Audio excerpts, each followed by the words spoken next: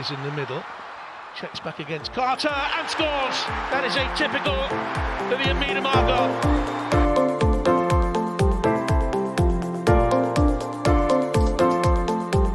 Quickly gets it back again. Oh, what a goal!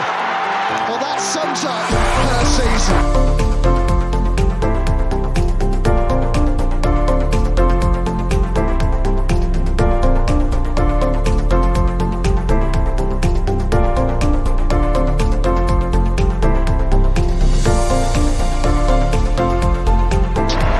The Gunners are WSL champions. Welcome back, everyone, to the Vic Akers Wonderland Podcast. I'm back in the hosting chair. We're back doing the previews, and the WSL is finally back just for Arsenal this weekend. It's an Arsenal versus Bristol City exclusive weekend, with some FA Cup semi-finals happening elsewhere, which we don't care about.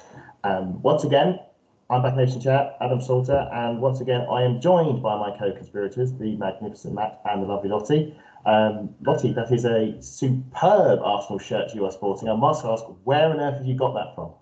Oh, I got it in the Arsenal sale. It's my treat for this month. The Love Unites collection has gone in on sale. I'm actually plugging Arsenal and I don't really need more sales, but yeah, no, it's my treat for the month, so thank you. It looks splendid. Matt, glad to see the end of the international break and the return of some domestic football. Yes and no. I've really enjoyed the fact that we had an international break, just a little bit of breaking. Well, it was a former breaking news, but over the international break, Armenia broke the longest losing streak in Europe, claiming a win after 24 back-to-back losses that saw them go 1,032 days without a win. That's the first competitive win in 13 years. That's incredible. It's things like that I love about international football, because it's not just going and supporting one team. You can go and support 3 or 4, or you can keep an eye on other teams as well. It's not all one country. Let's keep an eye on 3 or 4, maybe 5 if you're lucky. And who did they beat again? I didn't see who they beat in their group. I will have a quick. Because it sounds like a bit like a San Marino sort of, what's it, Western Samoa sort of remarkable result. So fair play to Armenia, and hopefully it's the start of bigger and better things for them. While Matt tries to find that result, I hope you might give it to us later, but we'll move on. Sorry, Adam, it's Bulgaria. There you go. Thank you, Lottie. I was just about to say that. You beat me to it. Well done. Well done. We are not just joined by my usual co-conspirators, because for the second time this season, we have drafted in an expert on all things Bristol City women. It is the simply superb Shahan Mia. How are you?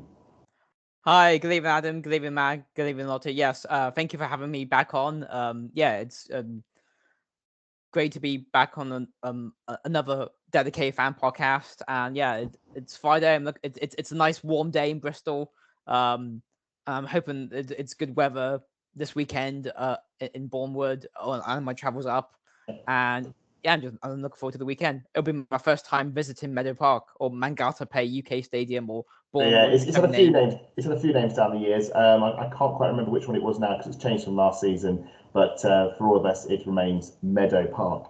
For those of you who have been keeping up, we are recording this on the Friday night, and today there were plenty of press conferences between all the WSL managers, and I think a few maybe the previous day as well. And there's been quite a few interesting comments made, most notably by Emma Hayes, who, when asked about the Shovegate and comments post the Conti Cup final, decided to quote a bit of poetry as a means to maybe answer all questions involved. So my icebreaker to all three of you is what poem or book quote or film quote would you like your manager to read out to the players as a means to inspire them before a big match, or maybe in a press conference to try and, deflect attention from issues you may have raised, like in Emma Hayes style? So is there any particular classic sort of inspirational film quotes or book quotes? Matt, I'll come to you first.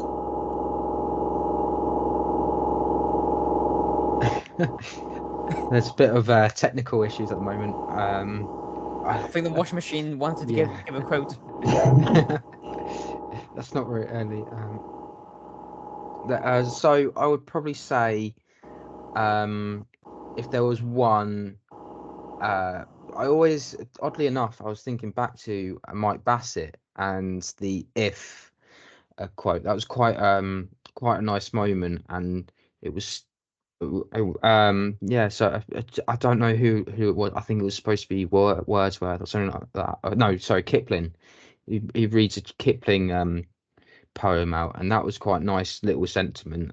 For those that don't watch it, it's a very funny film, supposedly based off the Graham Taylor documentary during his time with England, which I didn't know Graham Taylor had a documentary about his time at England, but it's always worth having a look at, and it is a very classic British humour, but at the same time taking the mick out of the at the England national team and things like that. But it's just that scene, if you do watch it on, is great to watch, and it brings that very much openness to sort of the pressures and things that managers have. Do you know what? You've actually stumped me, Adam. I don't know where to even start, because like most of my favorite quotes are out of like Harry Potter and stuff, and I'm like, how the hell does that apply to football? It doesn't. Is it that the rings that takes your fancy? Nah, not at the minute. Shahan, do you have anything that you would like to say to inspire Bristol before they Bristol City before they enter the fray at the weekend? Well, I was going to use a quote by a former Bristol City manager, but as you've asked for like a film or TV quote, I'm going to do the latter instead. So it's from like one of my favorite. Well, it's from my favorite film series, Rocky. It's like I'm probably not going to do the voice, but it's like, it's a very mean and nasty place, and I don't care how tough you are, it will beat you to your knees and keep you there permanently if you let it. You, me, or nobody is gonna hit as hard as life, but it ain't about how hard you hit. It's about how hard you can get hit and keep moving forward. How much you can take and keep moving forward. That's how winning is done. That is perfect. That is literally absolutely spot on, and I can't believe I forgot about that series.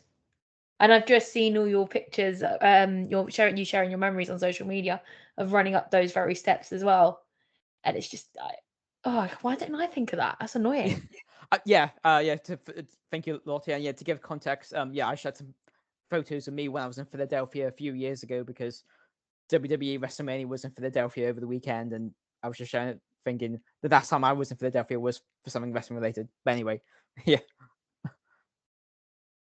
If it were me, I'd go for something more Shakespearean, like a "Once more under the breach, my friend," or "Cry havoc and let loose the dogs of war." But the one that was kicking around in my mind was "Rage, rage against the dying of the light. Do not go gently into that good night." Something like that, I think, would be quite good. But I agree with Matt. I mean, that was the thing. I think Michael Cox put up a picture of the Mike Bassett thing where he reads out "If" by Kipling.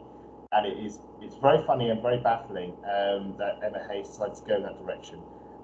Nevertheless, we move on to the news, and there has been news aplenty during the international break. And first off the bat is Mark Skinner getting a new contract at Manchester United. It says a lot when opposition fans are celebrating this greater than their own fan base. Matt, as you are laughing more, I will go to you first. What are your thoughts on Mark Skinner staying at Manchester United for another few seasons? I thought you were going to come to Lottie first, to be honest, but it's one of those where you're just thinking to yourself, you've got managers who sort of don't know what they're doing with the people they've got. Essentially, I think the best way you can describe Man United is to someone that doesn't know the situation like some of us do, is that they've got basically a supervisor who wants to be a manager, but the supervisor is absolutely useless at what they do. And I've made both Adam and Lottie laugh there, but essentially they've jumped the gun and they've gone they're just flinging around trying to do things for trying to put out fires, and they're just really not helping the cause. And this, but it's this what's the quote? If you do try if you try to do the same things over and over again, you expecting the same results. It's something along the lines of insanity, and that's essentially what Mark Skinner had over at United, picking basically the same starting 11, considering the players that he's got brought in, and then going in the transfer windows and then buying more players and not using them effectively. It tells a sign of you don't know what you're doing at the job. Didn't we talk to someone earlier in the season, and they said, I think it might have been Maisie, said that he was asking a journalist how to use mallards when she signed for the club, which, yeah, I don't understand. I think that might have been Maisie. I'm not 100% sure, but I remember something on that. Yeah, it's just I don't understand. How can you not do your research? You're a manager. You're meant to be looking at. I imagine everyone, like, if you're a manager of a football club properly, you'll be aware of things that they do or how well they work. You wouldn't just go straight up to a fan or something and go, well, how would you play this player, and how, because we just brought her. It didn't make sense, and I think time will tell whether or not he's going to be there for the long run or not, or if the fans are going to have too much and they're going to have that protest like they did over in Malta during the off season, which was pretty funny. Oh, rumour has it it's coming this weekend. Rumour has it, from what I'm hearing from friends of mine, signs of Skinner are coming aboard.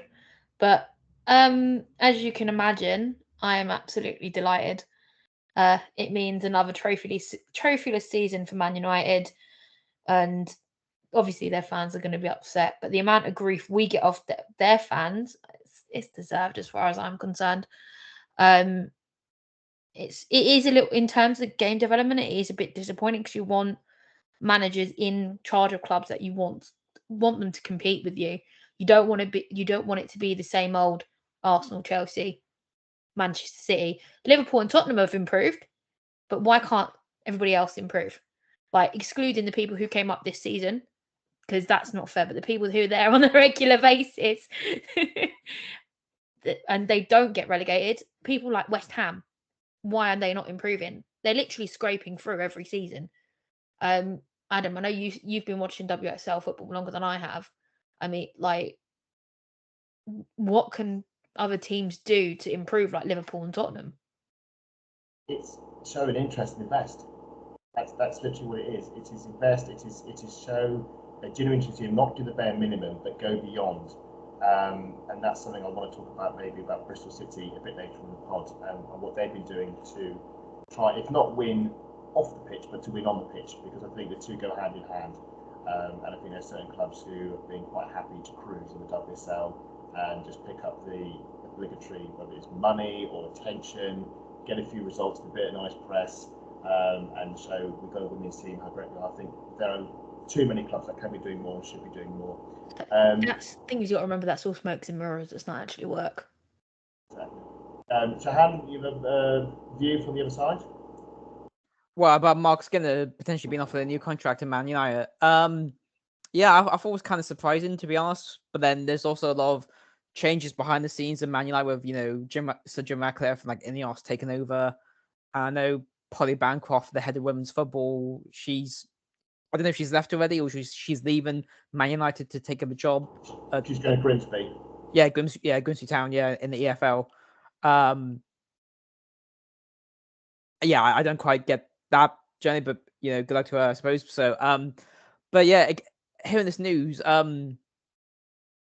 it kind of draws like a parallel to like when, like this time last year, like Gareth Taylor at Man City, was probably not getting like the best results at his team, and now look like a year later. No offense to Arsenal, but yeah, they look like they're pretty much title runners or title winners this season, and he's still there.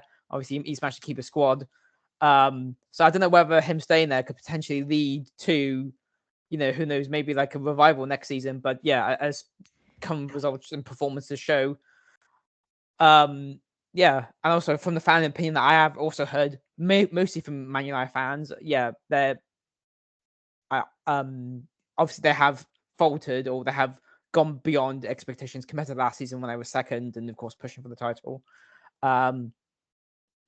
Yeah, so I mean, obviously I'm not a United fan, so no offense to the United fans listening, but I don't really care if Skin is there or not. But yeah, it'd be interesting to see if he does stay. But is this gonna be like a new contract or like an extension? Because that's what I don't really know. I think his contract expires in the summer, so it'll probably be a new contract on top of that. Yeah, from what I was reading from, I think it was Tom Gary, it was a new contract and they're still talking terms, but the progress is going really well apparently. It sounds like both parties want it to happen, which seems to be the only parties that want it to happen. I know I always feel a bit grateful, at least with Jonas, there's enough fan sentiment still behind him. He still has a lot of the fan base. With Skinner, I struggle to find anybody who actually genuinely thinks he's the person to take him forward. So watch this with interest. I do think it's weird that Jonas, Gareth and Mark are the three managers who are continuing beyond next summer, but it's actually Emma Hayes who isn't. And you wouldn't have probably predicted that last summer. Speaking of managers, obviously Emma Hayes is on the way out, and it has been confirmed by Tom Gary in the Telegraph that Sonia Bombasta will be the next Chelsea manager. Once the deal has been confirmed, not been made official by the club, but I think it's safe so we can take it as reasonable gospel until then. Lottie, any thoughts on this new manager? This is Leon, obviously ex-Leon manager who managed Leon to a Champions League win over Barcelona, something Chelsea haven't managed yet. Could she be the one to take Chelsea to Europe? Success.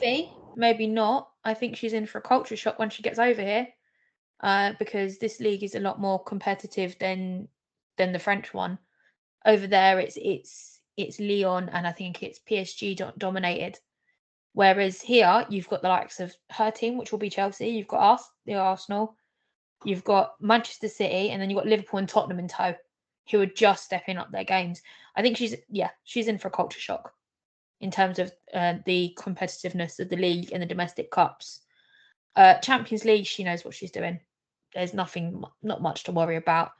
And it's also a case of how you utilise Emma Hayes' legacy and what she's left her. Matt, could this be if we could make a comparison to the men's team at Manchester United, could this be like a David Moyes sort of appointment, or is this somebody who's going to be able to keep that ball rolling? Because I think she's used to managing big ego players. She's managed the likes of like Hegerberg, Danielle van der Donk, just to name but a few. Do you think she'll be able to adjust to the WSL? I think it's going to be a very much 50-50. I'm still thinking that this isn't going to be the appointment that Chelsea think it's going to be. Sophie Lawson. Hey, I finally got it right. Just off air, I was getting it very wrong and confusing my journalists again, everyone. So I do forgive myself. But it's one of those that thinks that, like Lottie, it might be a culture shock. It might be the fact that if I'm honest, I think a lot of those players are very pro Emma and still wanted her to stay. So I think that's going to be the problem that she has, is that she's got to make sure she's on their side as much as possible. So it might mean having to play favourites with certain players, and that might be the undoing, because they might start to undermine her tactics.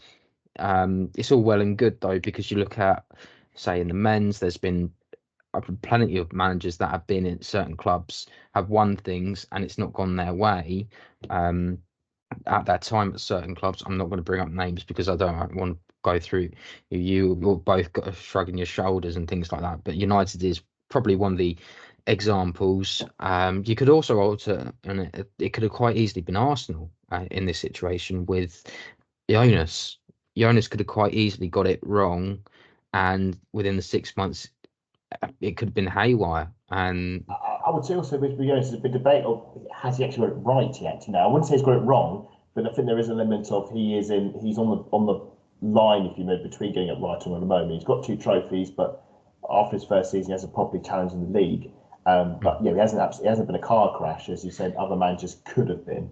I do think it's going to be very interesting. And what's also interesting is that some of the names suggested for the Lyon job, it's all happens when it goes. One of them was Joe Montemuro, ex-Arsenal manager, and another ex-Arsenal manager in Pedro Martinez Losa, who's currently the manager of Scotland, who I don't believe he's very popular with the Scottish population at the moment with his manager of the team. So watch this space of interest. We'll just quickly whiz through some other news. Sadie McKeever has sadly torn her ACL. Yes, another member to join the ACL club, the Scottish goalkeeper and Manchester City goalkeeper as well, which puts us in a very interesting predicament where both Eddie Roebuck is out. So is now Sadie McKeever, and Kyra Keating dropped out of the England squad of injury. So Lord only knows who they're going to be fielding as a goalkeeper next weekend. So that could be interesting. There is a goalkeeper that has Well, our game come on the from 5th of Arsenal. May just got a whole world interested. Well, exactly. This is the thing. Sorry, Matt, you say, was there another goalkeeper in there is a goalkeeper that's a free agent at the moment. She did leave Arsenal. No, but hang on, isn't that not double registration? Isn't there not rules around you can't? But it'll be emergency contract, which they can do. Could it be that Buhadi lines up against Arsenal, has the worldie of a game at the Academy Stage? The narratives would be off the charts. We'll move on to some international news, and that was that the England-Ireland game was obviously on ITV and drew in a bigger crowd than the two Champions League games that were aired at the same time, which were Arsenal, Bayern, and Man City, Real Madrid. Bigger audience than combined, which is obviously fantastic news for the women's game. Of course, there are those who are quite eager to cry and say, yeah, but it's free to air, and the other two on paid TV, where you know for a fact that if you were to flip it the other way around, they'll go, well, there you go, women's football isn't that popular after all, which is very, very frustrating. And quite frankly, those people who spout the nonsense can go in the bin. Shahan, what did you make of the international break and also the great interest that the British public have in our Lionesses trampling even our men's team abroad? So I watched both England games, the games against Sweden and the Republic of Ireland. I wasn't able to go to either of them. I haven't been to a Lionesses game since I was in Australia for the World Cup last summer. You went over there? You went over to Australia? Yeah, I'm pretty sure. Did you not see? I can't remember. You probably weren't following me on Twitter. No, we didn't know each other. Oh, wow. Back in the summer. When was our away game done to you? It was October? Yeah, it was, yeah. Yeah, well, so it would have been just after. That's fine. You can all go back on my Instagram and have a look at that. But yeah. I definitely will now. I've got to be nosy. Absolutely. I was only there for the group stages, but yeah, it was a fantastic couple of weeks. But yeah, the internationals, there's internationals. I thought the game against Sweden, I think I agree with what Serena said. I think, England played better in the first half, and then Sweden came back in the second half. And then the game against Ireland on Tuesday night, I thought that was, it was weird to see so many penalties so quickly. And then, a good turnout at the Aviva Stadium. And yeah, of course, I kind of, even though I'm an England fan, of course, it was a bit interesting when Megan Connolly came on as a substitute. That was what I was going to say, because I was like, interest. Yeah. So yeah, that was a bit of a conflict, which doesn't usually happen when I watch international football. But of course, I did keep an eye out on Bristol City's international players in the games that they featured. I know Wales had a massive win against Kosovo on Tuesday. Fionn Morgan scored her first Wales goal against Kosovo, and in the game against Croatia at Wrexham last week, Ella Powell made her first competitive start for Wales. Oh, fantastic. I saw in Scotland's games, Lisa Evans started both games with Jamie Lee Napier and Lisa Evans on the bench, but Abby Howson wasn't in those games because she hasn't been called up to the Scotland squad recently. And I'll throw it over to Lottie and Matt. I mean, how frustrating is the narrative, or the attempt by others to twist the narrative against the idea that people just like watching women's football, and it's always a reason and an excuse and some twisted way why actually that's not the case. How frustrating is it? I'll go to you first, Lottie. I'll be honest with you. I was at the Munich game, so I can't comment on this. No, but it is irritating. There is a lot of misogynistic pigs out there, and it's just they all come out of their man caves, and I hate to say it, but they all come out of their man caves. They all got to say what they got to say, and then they just go back to the Joey Barton clan. And it's boring. I just want to watch the football, and I'm quite content. Matt, what did you think? To be fair, I don't actually usually see a lot of their rubbish that on there. I don't know how, but yeah, Well, you're very lucky, or it might just be me because I'm female. It's just one of those things that people get very insecure very easily, and you can easily get upset over a pine cone, and things like that. It's just there's no. I've made a Lottie smile, by the way, for those who wonder. What? The idea was something ridiculous that, and I've actually made. But yeah, the idea is that they're not happy with their lives, so they have to find something small, and it just over Adam, was it over 1.5 million? It was, so I didn't get the exact numbers, but it was Mark. There was a tweet put out by, I think it was Catherine Batts, who said it was combined greater than the two Champions League games. This sort of all stemmed from Alan Brazil talking on TalkSport about the annoyance that this game has been put on at the same time as the Champions League game, and it's like tough. I mean, Lottie was annoyed, but for different reasons, because she was obviously double booked that night. I don't mean to be funny. I was trying to stream the game from my phone, but the Arsenal phone signal, so it didn't work. No chance. I tried. I promise. It is a frustration, but my view is always with these people is like the train slip station is leaving you behind, and eventually people with your opinions will just get more and more phased out as the game continues to grow and continues to be more and more amazing. And if you don't love it now, you're never going to love it. And we don't need you, because we have our own fan base who do appreciate the team and appreciate our players and want to follow them. And I saw plenty when I went to Wembley of people who came to watch England because they wanted to watch England, and the players are their heroes. So thanks, but no thanks, and good luck in your own sad little lives. Moving on to more positive news, we'll move on to the Bristol City press conference, and I shall hand over to Shahan. What's news from the Reds of the West Country? Yeah, thank you, Adam. So the press conference was released. Bristol City women have only started doing press conferences this season. I think it's like a WSL requirement, I believe. But yeah, they're usually available as audio to listen on like Spotify and everything. So I don't think they're streamed or video streamed like Arsenal's press conferences are. And I was quite surprised not to see any coverage from Sky, considering that our game is live on Sky Sports this weekend. But again, as far as I'm aware, I don't think anyone from Sky Sports has been to any of the Bristol City press conferences this season. But yeah, anyway, the press conference took place on Thursday. Some key points raised by Lauren Smith. Obviously, I think there was a mention before the show started recording about Shania Hales. So she picked up an injury in our last game against Spurs back towards the end of March the 20. So I'm trying it's been a while, hasn't it? It's been a while. Yeah. Because of the Connie Cup and the international break, this is Bristol City's first game since Sunday 24th of March. Wow. And Nolan Smith talked about how the fact that I think the game being pushed back has actually kind of helped Bristol City, because a few players are there's more players available for contention than there were had the game taken place on the 31st of March.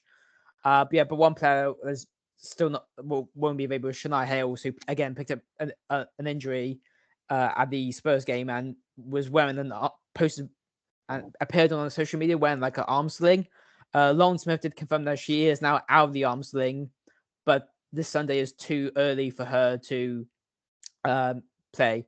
And to give context to your listeners, Shania Hales was our top goal scorer in the championship last season.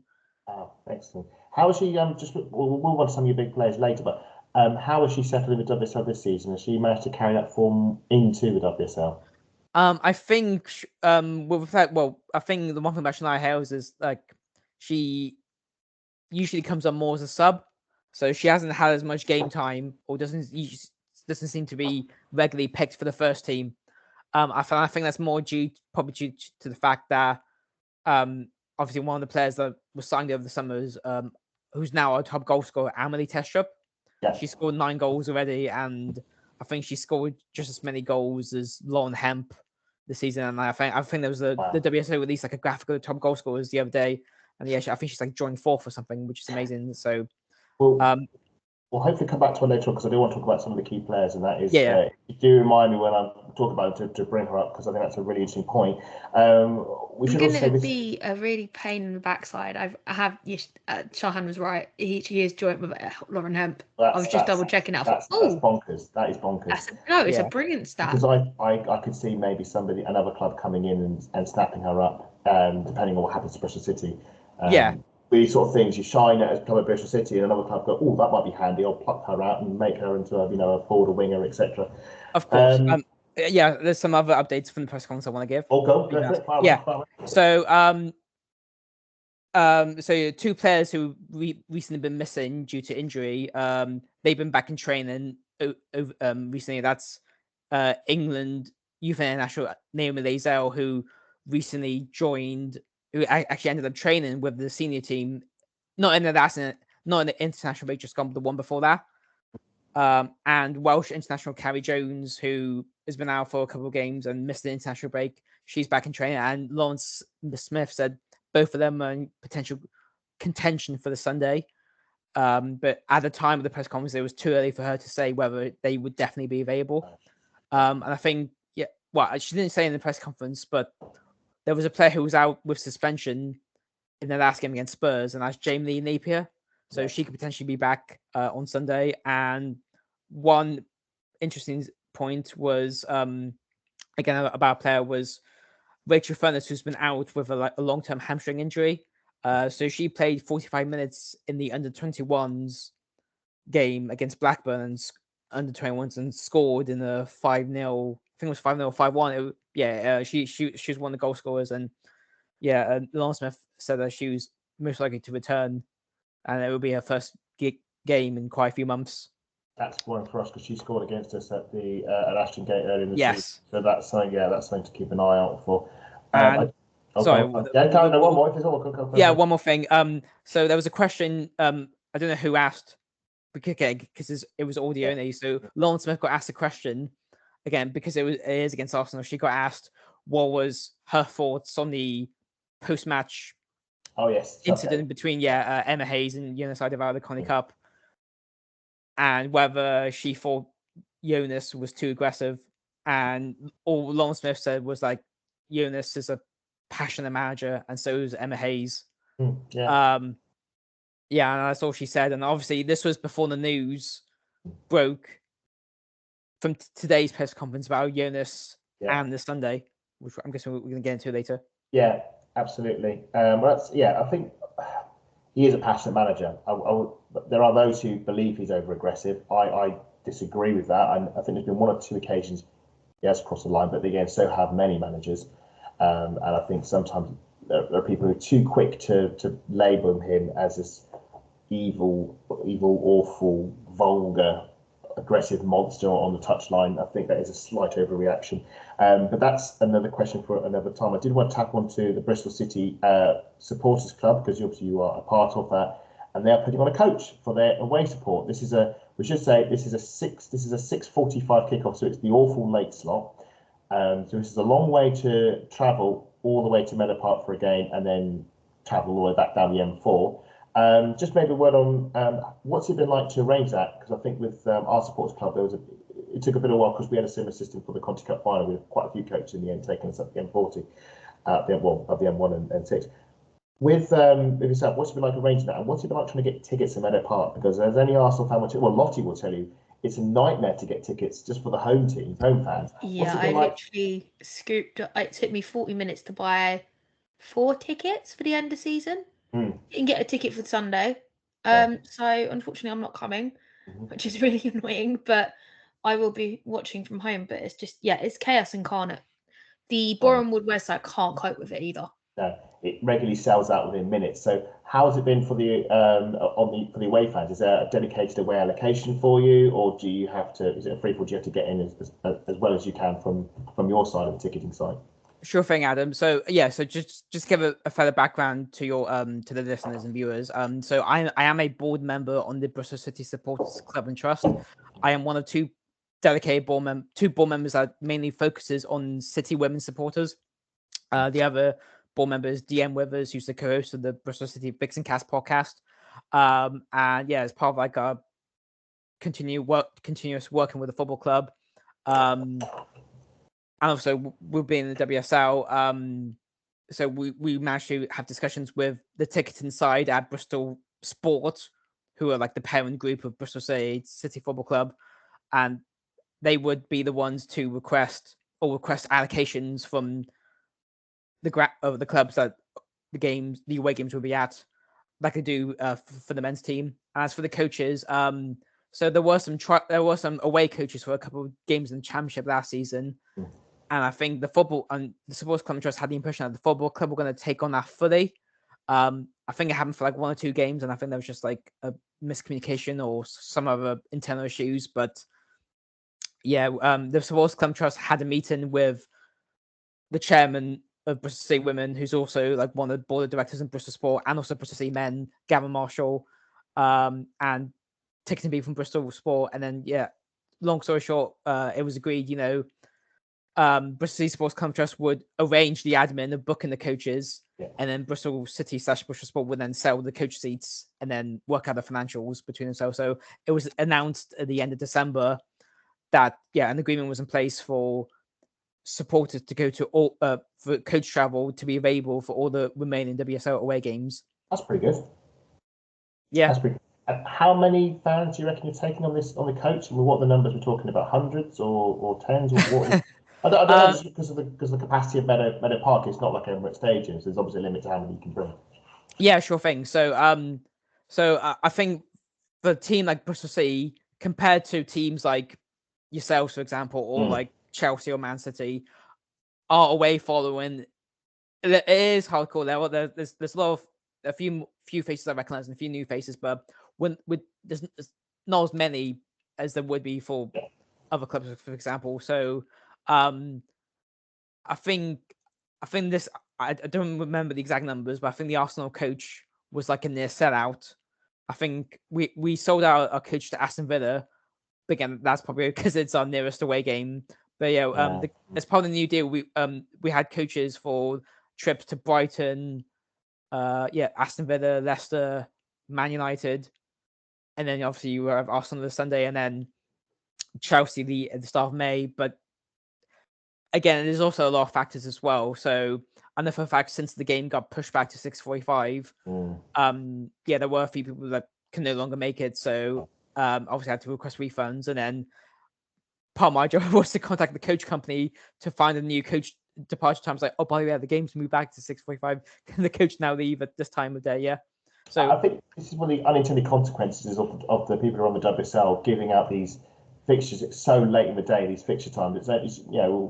We should be months in advance so we can plan these sort of things, and it'll be like a few weeks out, and then we'll get, here's the schedule for next month. I'm thinking, well, I can't do a 6:45, or I can't do a 12. This ruins everything, and it's a nightmare for people like you having to try and arrange transportation. I think we really need to remember the TV companies don't give a damn about us. That is true.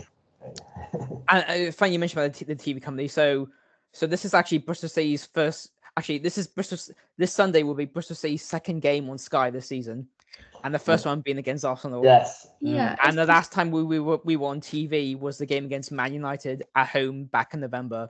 And so between November and now, sorry. It was on the red button as well. It wasn't. Even it was. Yeah, it wasn't even on BBC One, BBC Two.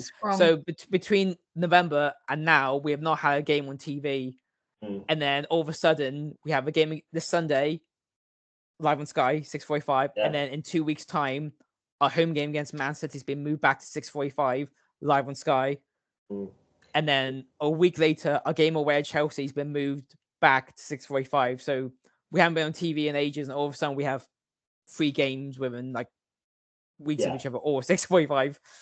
It's unfair. It is unfair. There is, and I get why there's an imbalance with the TV coverage, because the likes of Arsenal and Chelsea, Man City, and Man United, they do have sadly a bigger draw because of the nature of the clubs and obviously where they're on the table. But I do think they should, and don't take this obviously the wrong way, but I think there should be just as much interest in the relegation battle. And I do think clubs like Bristol City and West Ham, I think obviously Aston Villa and Everton sort of been launching down there as well. I mean, I would say if this was a closer run relegation battle, like we've had final day dramas with the likes of Reading and Brighton, Birmingham City were floating around there for a few seasons until they eventually fell through. I think there would be greater TV interest. I want to come on to Bristol City's sort of season a bit later. I would say I think the relegation is going to be a bit more cut and dry than it was maybe in previous seasons, unfortunately. I just realised, sorry, I haven't answered your question yet about away tickets yet. Oh yeah, go for it. Yeah. Yeah, sure. So before I go into, I was going to say, with all Bristol City being on Sky over the next few weeks, I don't think it's because Sky catching up. I think it's purely because the teams that Bristol City are playing against. Yeah. That's my observation anyway. Yeah. But as for the away tickets, as you asked earlier, Matt. Adam. Sorry, Adam. Sorry. I was so in the moment. No, that's fine. Yeah. So that's fine. You can edit it out in the podcast. So the match tickets, again, that's done by Bristol City / Bristol Sport themselves. So they contact the clubs to request the match tickets. Usually most WSL clubs give tickets. I think the one club that hasn't given tickets was Liverpool. But then again, Liverpool at Prenton Park, they have a stand dedicated to away supporters. Yes. I remember seeing the scenes when Arsenal went to Prenton Park, and I saw that whole stand full of Arsenal supporters. So at least there's that. At least it's nice to have a whole stand to yourself. But for the Arsenal game, I was told by my ticketing contact that Arsenal wanted supporters to buy from their own ticketing website. Yeah. And suggested people to book in the South Stand. Right. So they have to go onto the Arsenal website, or the Arsenal website. That's poor. That is really poor, because all season Arsenal have been working with other clubs to get us allocation for seats. I know the support clubs have been really involved with that, but we've been managed to get our away tickets through our own club. Yeah, that's just absolutely wrong. So I bought like Aston Villa tickets. I bought through and Reading as well. And sometimes it comes through in the post, and sometimes it comes through on your app on your phone. And I think Reading had a ticketing system, like a smart wallet sort of card system. The likes of Aston Villa and Southampton, who did the Conti Cup trip, that was one we had to actually have physical got. And so did Conti Cup final. That was a physical. Wolverhampton Wanderers sent me tickets. We're lucky we didn't get our tickets cloned because the envelope was open when they arrived. So when you guys came to Ashton Gate, I assume you bought tickets through the Arsenal website. I haven't been. I wish I went. That was the problem. It was a 6:45, wasn't it? And none of us could get back, and it was a real shame. It was all on our hit list for the season, but then it was a 6:45 kickoff, and none of us would get back for work the next day. Fair enough. Coaches.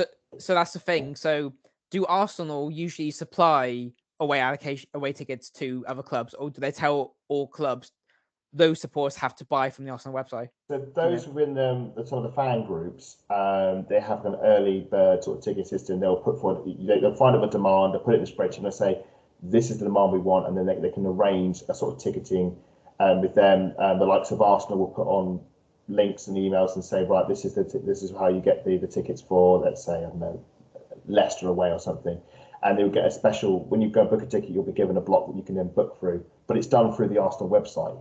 In the past, I've had to. This is another thing. I've now got emails from like London City Lionesses in the Conti Cup. I had to log in on the LCO website. I now get emails about LCL matches I don't care about, and same with Ajax games as well. I've now got Wolves emails. I've unsubscribed. I'm sick of seeing it. So sorry. That's good. So I think my question was, do you know if Arsenal give away tickets to visiting clubs, or do they tell? They're meant to. No, they're meant to, but they're not doing it as far as we know. I think Emirates Stadium's different. I think it was Emirates Stadium. There is obviously a dedicated away ticket system. There's a dedicated away area, and I know there was a bit of kerfuffle with Manchester United fans and away tickets, and they got very heated, and it's still quite a sore point. Both sides blame the other. But I think with Emirates Stadium, there's a system in place on the men's side. I think they can easily arrange it. I think with Meadow Park, it's different because the stands are different as well.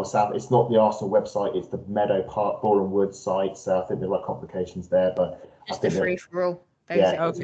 I mean, I got my ticket from the Arsenal ticketing website. It just took me to a link, and because I think that's the South Stand has there's terraces and seating. You sit in the corner, and then it's like standing behind the goal. So which you'll see obviously at the weekend. And because it's all unreserved, so I was advised by one of my contacts at the Arsenal Women's Supporters Club that when turnstiles open, best to get there even before turnstiles open. Get there as early as you can. Definitely, just to get the best spots early as you can. Be careful about where you queue as well, because I ended up queuing up for the south stand, which was all the way towards the end of the car park. No, Only to be told that I have only to realise that. yeah, they only changed that this season. To be fair, though, Yeah. Matt. So Yeah. yours Yeah. queue will definitely be in the car park. Okay, Yeah. I mean, our coach leaves Bristol at 1 p.m. We'll probably stop on the motorway services somewhere, but yeah, I don't know what time we'll get to Meadow Park for. But yeah, I just want to ensure that at least as many Bristol City supporters on the coach and also those making their own way can be together somehow. Absolutely. Yeah. Well, I wish you all the best, because from our experience with Arsenal, well, certainly Arsenal coach journeys, motorways can be temperamental. So we wish you all the best on your journey for your away trip. We will move on to the Arsenal press conference and what Jonas had to say. Some injury news. Frida and Viv are still unavailable, but the good news about Frida is that she should be available for the Leicester game at Emirates Stadium. Obviously, Tara and Kayla And are Viv's still back in training. Viv is back in training, absolutely. Not available yet. I think she's a bit of a way off, but it's positive signs, at least for Viv. Tara and Kayla obviously still have ACLs. Obviously, Kaylin was briefly at Bristol City until sadly her season came to an end. Velty is obviously still up for her MCL. They haven't actually revealed anything around the reason why Frida collapsed. There's a lot of theories, but nothing's been revealed, and quite rightly so. Obviously, medical confidentiality. I'm sure in time there'll probably be a video out of Frida will want to do an interview and talk about what happened, and maybe there'll be a medical, like we had with the ACLs, maybe there'll be a medical documentary, maybe going into detail once they know what it is. But with the sound of things, she's doing well, and she's being well looked after.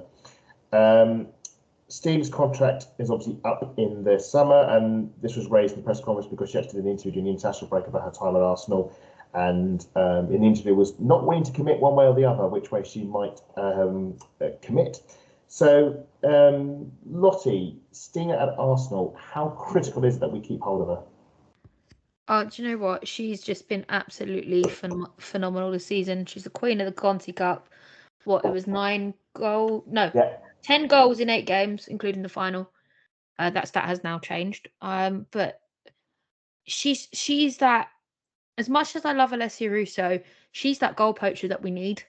She's got the height. She's when she doesn't hesitate, she's got that killer instinct, but she needs to kind of get her mental break around that sometimes. Yeah. We see it time and time again. I know on this pod we sit there and say, oh, she's offside again. We joke about it, but it is at the time, it's generally frustrating. But she has got a lot better at that, a lot better at that this season, because we haven't really mentioned it. Yeah. But yeah, no, I'd want her to stay. She needs to stay. And as long as Jonas gives her the minutes, I think she'll be happy to. I do hope she'll stay. Another thing that came up was that Jonas will be suspended from the game because of the yellow card he picked up at the Conti Cup final for leaving his box for celebrations. Matt, Jonas' suspension, how badly is his presence going to be missed on the touchline at the weekend? You know what? It doesn't really make much sense to ban him, because there's not a lot of space for him to really go at Meadow Park, because you see. I think it's bad because not because of just the booking, but I think it's because of he's had many bookings. Yeah. It's so many strikes and you're out. So it would make more sense to probably give him like a stadium ban for the one game, so then he can't be there. But because of how it is, which would make a little bit more sense. But Matt, do you think he's going to borrow Carla Ward's walkie-talkies? That has been a talk on Twitter. Some people have been suggesting Carla Ward sort of radio. I know our friends from Aston Villa did. I know. That's why I'm asking. I think he'll have his ways. I think it will be about just how everything's communicated. I do keep on forgetting the number 2's name. I think it's Andries something. But it has been really good. And she came from Lydia Bedford in the summer. I think she used to work with Jonas when he was in Sweden. He is a fantastic assistant coach. Like, he's had to hold Jonas back so many times from doing something stupid. Is it the one who used to work with Joe Montemuro and he kept? I can't remember. Yeah, I can't remember. No. That was the first team analyst. This is the assistant manager who's usually on the sideline with Jonas. He's had to hold him back a couple of times this season as well. So I imagine they'll both have a game plan, and I mean, worst case scenario, there's always things like FaceTime and things like that they can always do. I don't think he'll be FaceTiming from no.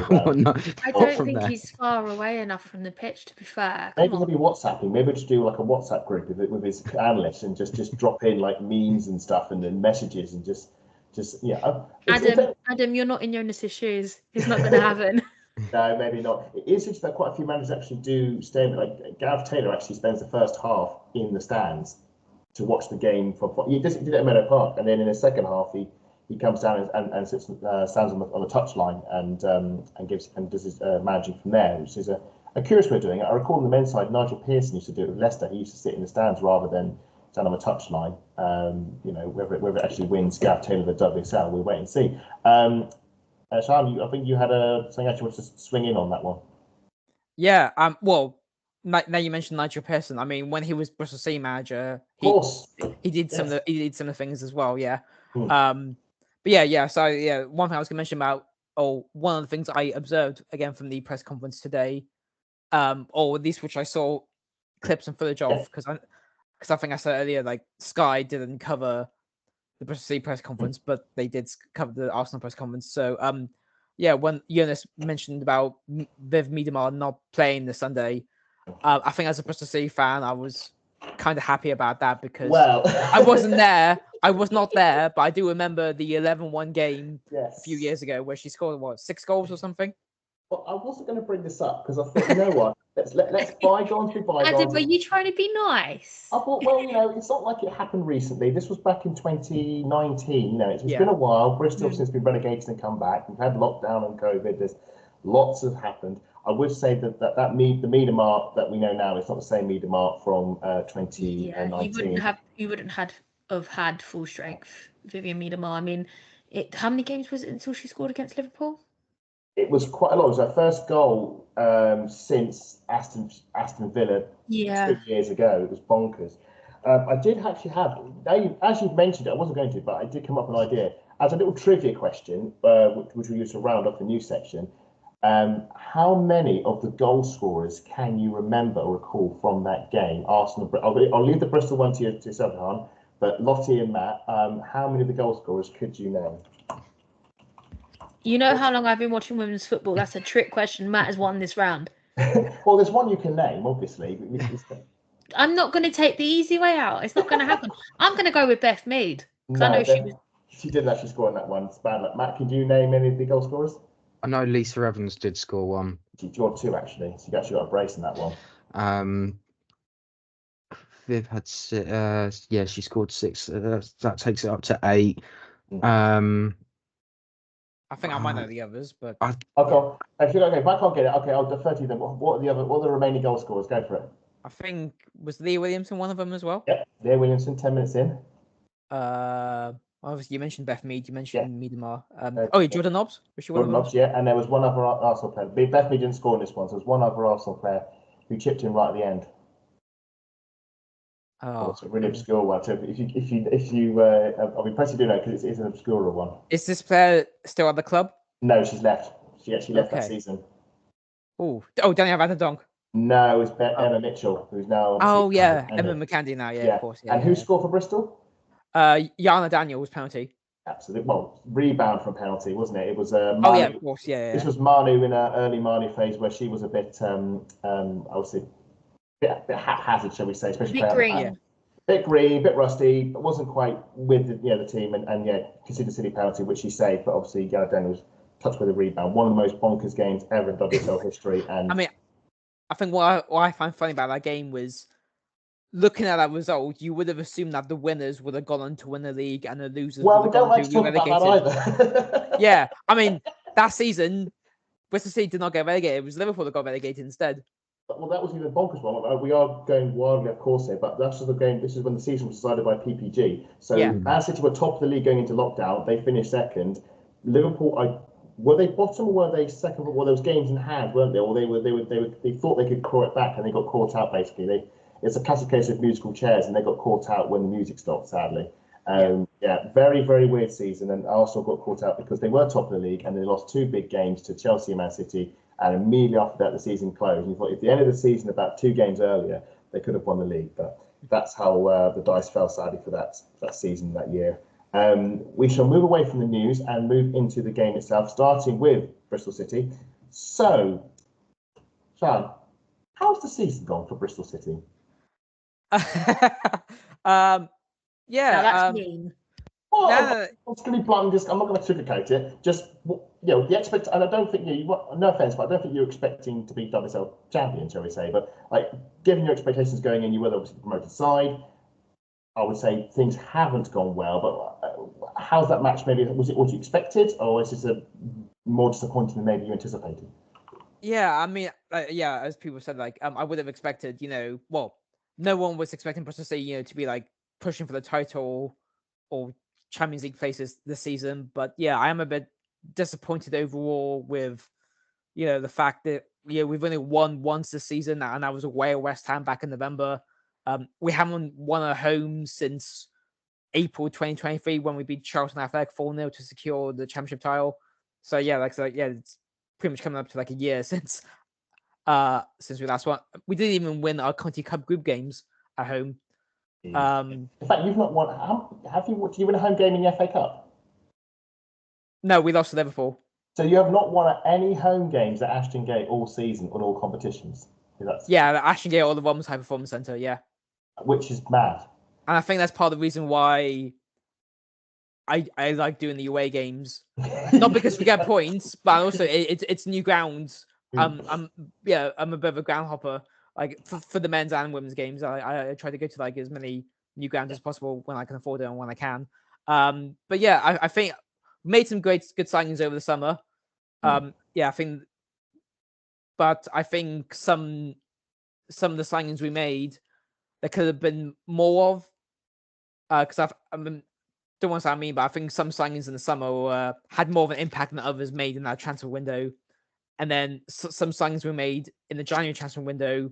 Again, they were good, but then when you see the likes of like West Ham, signing like World Cup winner Chris Amiris and like World Cup semi-finalist Katrina Gori, and this is for a team that still haven't played at their main stadium this season, probably the season before. It just feels like a bit of lack of ambition, and listening to like press conferences that Lauren Smith does, I don't want to say that it's like passive, but she does say that the team are doing everything they can to stay, which I do believe. But then there's also like comments she said where she says, if we go down, we can go back up the following season, and it just feels like this weird. You're almost accepting it. You rather than fighting it. You're saying it feels like it feels like there's not really much pressure on Lauren Smith because she did sign a new 3-year contract last summer, which is understandable given the work she did in the championship. But yeah, it's a bit of a weird situation because I would have assumed a head coach or manager in her position, if getting bad result after bad result, even though the performances have been pretty good. I will admit that the players, they're great. Lauren Smith is a great coach. The games have been pretty good for the most part. But yeah, I would assume any other head coach or manager, with the results, her job would probably be in question. But then, if you look at the last time Bristol City won the WSL, after her first season, Bristol City were like in relegation. Tanya Oxtoby, who was obviously now Northern Ireland manager, and she was Bristol City manager for a few seasons, and then. I don't know if her job was ever in question because her team continued to lose or struggle to get results, and I think she only left in the end to go have a baby. And then when she had that baby, she went to Chelsea instead and joined Em Hayes' coaching staff. So yeah, I know from what I've heard and from watching over the last few years, there is more investment and resource behind the scenes. So there's like now more staff at the women's team that the last time on the WSL. But yeah, it feels like, I don't know whether the powers that be at Bristol Sport or Bristol City, the board, whether they've realised that they have probably underinvested or not as invested as much.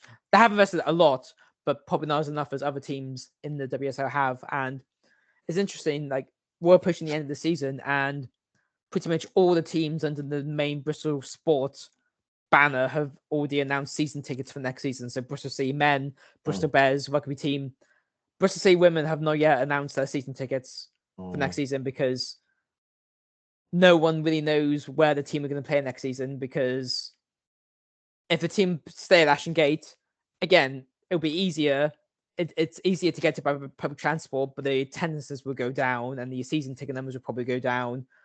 See, And then that's a shame.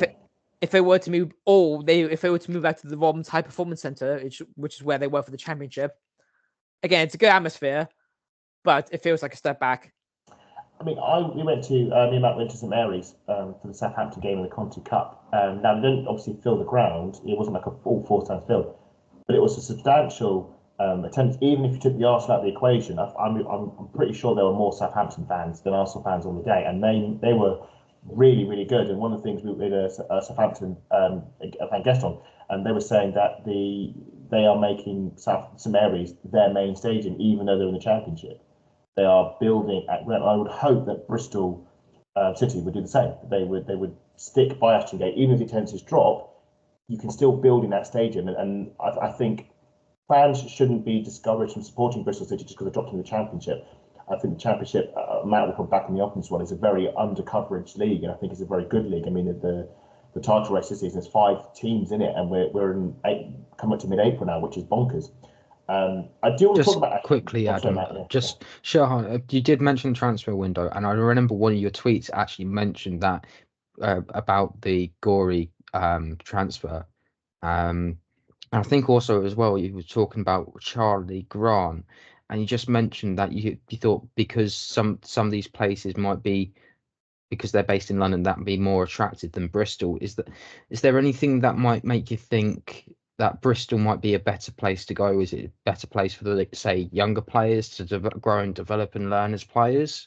So basically, can you sell Bristol to the masses? What's great about Bristol that would draw WSL players to the engineering heartland of Bristol? I mean, funny you mentioned that tweet, Matt. I mean, it sounds like something I did mention. To be honest, there's a lot of things I don't remember posting on social media. I don't think I remember mentioning Charlie Grant, but if I did, so be it. I mean, Bristol City has a good record of developing younger players, and then hopefully, some go into the first team, or some move on to other teams like Lauren Hemp, Katie Robinson, now Brighton, and then people remember long back ago, Mary Ups was then Bristol Academy about 10 years ago. Was Caroline Weir there for a bit as well? Or was that, am I making that up? Caroline Weir was a Bristol Academy, but I think she got injured, so she didn't play many games. Again, this is all before my time of supporting the team, but yeah, I think the point you try and raise, Matt, is I have seen things in the past where I have seen some players in interviews, I don't know if it's taken out of context, but they say they go to particular clubs because of unique things. Like I remember reading an interview or quote from a Christy Mewis interview, who said that part of the reason she wanted to join West Ham was because she visited London when she was a lot younger and saw certain West Ham culture. And also a lot of the teams in the WSL are world brands, or these brands known worldwide. Whereas Bristol City, it's not really, unless you have a connection to Bristol. I get that. It's not a well-known name. Yeah, I mean, the closest Bristol Academy got to notoriety is they got second in the WSL. I think it was back in 2013. Lost to Liverpool on the last day. And Bristol City's men's close they got to was a playoff final. Against Hull in 2000. I was there. Yeah. So I think it's on the cusp, but it hasn't happened. Yeah. So Bristol, as a city, is the biggest city in England to never host Premier League football, or at least never host football in the Premier League era. And I think I mentioned this in the last episode I was on back in October. Part of the reason I enjoy supporting Bristol City women is that I finally get to see a Bristol City team in the top flight, because Bristol City men haven't been in the top flight since the late 70s, early 80s. So for me, and many other supporters, this is the chance to see. Actually, I think on the fan page I run at the Other BCWFC, if you look at the Twitter handle, it's a photo I took of Theo Morgan, and the caption says "Top Flight Football in Bristol." Do you want to move on to obviously your home, Ashton Gate, for this season? Attendances haven't been too bad, sort of middling around 4,000 or 5,000. But you had just over 12,000 for the Arsenal game and just over 14,000 for the Manchester United match, which is half capacity. Now, obviously, from a position of Arsenal fans, we're quite proud of some of our attendance figures, but I think I've always said I want other stadiums to do as much as possible to get the fans in. And I think Bristol have done as much as they can. How has that been from your side? Have you been happy with the level of obviously fan attendance, interest, and also the atmosphere? How good has the atmosphere been at the grounds supporting the team? Has it been a library, or has they've tried to build a bit of a charged culture and make it a bit of a cauldron? So I think on average, whenever I think the smallest crowd we've had this season was like 2,000 in our FA Cup game against Liverpool in January. But yeah, I think our usual attendances are like 3,000 or 4,000, 5,000. I think the last time we had you mentioned about the Arsenal and Man United games. I think the last game we had, I know when Chelsea came in December, that game wasn't on TV, and I think it was like 9,000, and it was like a couple of weeks before Christmas. But I think the Bristol Sport or Bristol City marketing team have promoted the games very, very well. I'm actually part of like the singing section, if you will. Don't you have a drum or something that you bring along as well? So to away games, was I making it up? There was no, that was the Man City game. That was Man City game. Yeah, you're thinking the Man City game. Yeah. So that the drum actually belongs to the Vixen cast, the podcast I mentioned earlier. But the two people from that podcast weren't able to go to the game, so I took the drum with me on their behalf. Yeah, and I was told, I wasn't allowed the drum because I didn't request it. I didn't contact the club. I was like, well, no one told me, so I had to walk all the way back to the car park and walk back. But yeah, that's now why every ground I visit, I always find out who the support services are, and I always ask. Well, if my friends are going, they'll contact them themselves because it's their drum. But I sometimes bring flags. I'll connect if it's okay to hang up flags. But yeah, although sticking with drums, I don't know who's hired them, but I think there are like some samba drummers that the club have hired at some of the home games. Yeah, which I think they're stood right near the block where the away supporters are usually allocated. So I don't know if it's deliberate, but yeah, I get what they're trying to do, but yeah, sometimes the samba drumming is not really helpful, especially when we're like losing and or at least Do you think there's ever a chance that Bristol City could sell out the ground? Maybe not this season, but in the future, could you see like Laia Emirates Stadium? Obviously, you're looking at less than almost like a third or so the size of Emirates Stadium. But do you think you could get 27,000 fans into the Ashton Gate to support the Bristol City women in a future season, be it in the WSL Championship? Yeah, absolutely. I think one factor is like performances and results. And I think for games like when bigger teams when bigger certain teams come to town, I think there's a lot of casual supporter who probably just wants to come, just see like their favorite England player or lioness or so on. Yeah, we get that. And I think we only have like 3 home games left this season, so we have Liverpool, which is next Saturday. It was meant to be next Sunday, but I think the rugby game and the football game have had to be swapped because the rugby game was selected for TV, and so the football game was moved to Saturday. I mean, that starts with Ashton Gate because you're not just juggling the Championship, because it's also rugby stadium as well. I saw the Roses. I watched on TV. The Roses played there a few weeks ago. It was England Wales, I think, were played there. Yeah, I was there at that game, and I ended up on TV with my me waving the flag. I didn't even know I was on TV, but yeah. Fair enough. Simple enough, blunt question. Do you think Bristol will stay up? Bristol City, that is. Bristol City. Bristol City. Do you think Bristol City will stay up? Adam. No. Ding. That's 1 point. Yeah. Ding. Short answer. I mean, I've come to accept it now, but no. I think if the team needed to get points, they would have gone by now. And I think I think too many games have been thrown away. And I think after we lost, I think it's kind of started from our crucial game against West Ham. Yeah, because you won the away game, didn't you? You won the game away at West Ham, which we didn't, but you lost it back at Ashton Gate. Yeah, and that was on my birthday as well, so that was a bit of a downer. And then in Lauren Smith's post-match interview, she said there was 10 games to go, 10 cup finals left. Oh, it's the old, and the only points we got since then was like a week later, away at Aston Villa. Mm. If you do go down, and you say it's likely that you're bottom of the league, do you think they can bounce straight back up again? And do you think Lawrence Smith will be able to take Bristol City straight back up to the WSL? To be honest, no. I don't think it's gonna happen. Not in one season because, as you said, the championship has become so competitive now. I mean, obviously, there's like so many teams vying for that one promotion spot. You got like Crystal Palace, Southampton, Birmingham, who've just the managers just left them. So that's Carter's just gone. Down Carter, yeah. And then Crystal Palace, Southampton, Charlton, Birmingham, Southampton, and then you have two teams coming up from the National League, which I think are pretty much going to be Portsmouth from the south and Newcastle United from the north. So yeah, that'll be a very interesting dynamic. If you did come back up again, do you think you would have learnt any lessons from the season? Yes. Yeah, I would have hoped that the board would have learned some lessons. I mean, one thing I have noticed is, I think the last time we were in the WSL, on average we'd be down like 2-3-0 within like 20 or 30 minutes.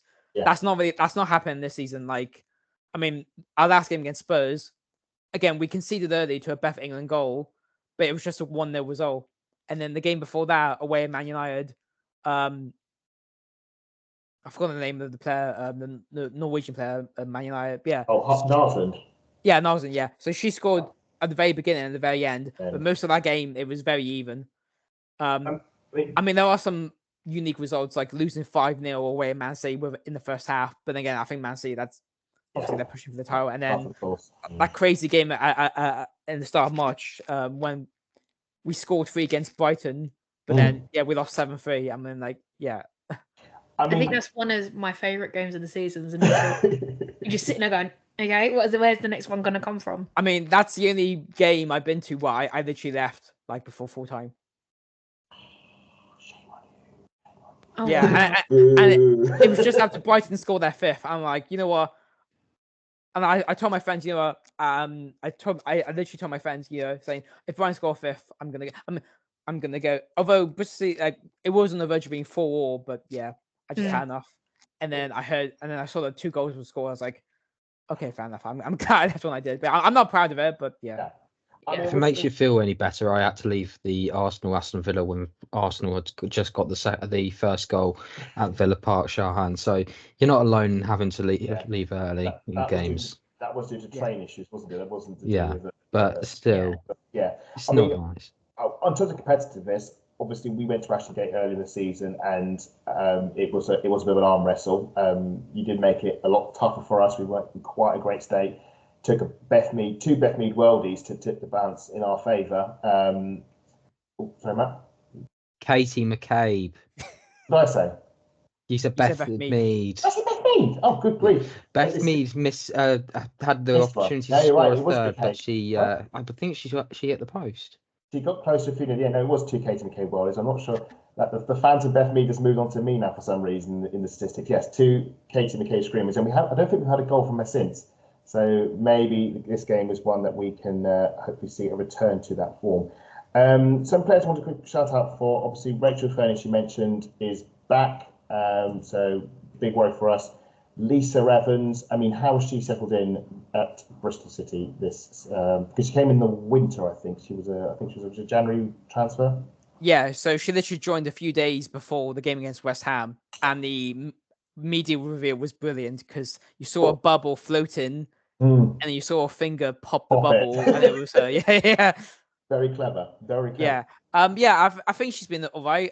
She hasn't scored any goals, but she started some games when it's come on as a sub, some others. So I think she's increased the average age in the squad because a lot of our players are pretty young in the early 20s, and of course Lisa is in the early 30s. So at least there's some experience, and I think she's signed on for like a longer term contract. So regardless of where we are next season, I think she may still be at the club.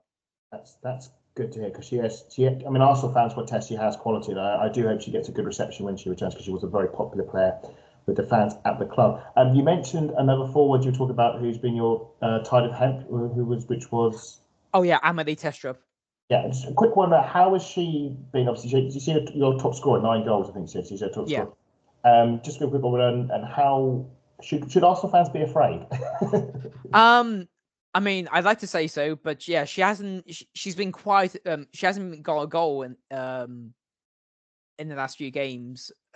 And I know because of her impressive form, she did get called up to the Denmark squad, not in the current international window, but the one before as a last minute injury replacement for someone.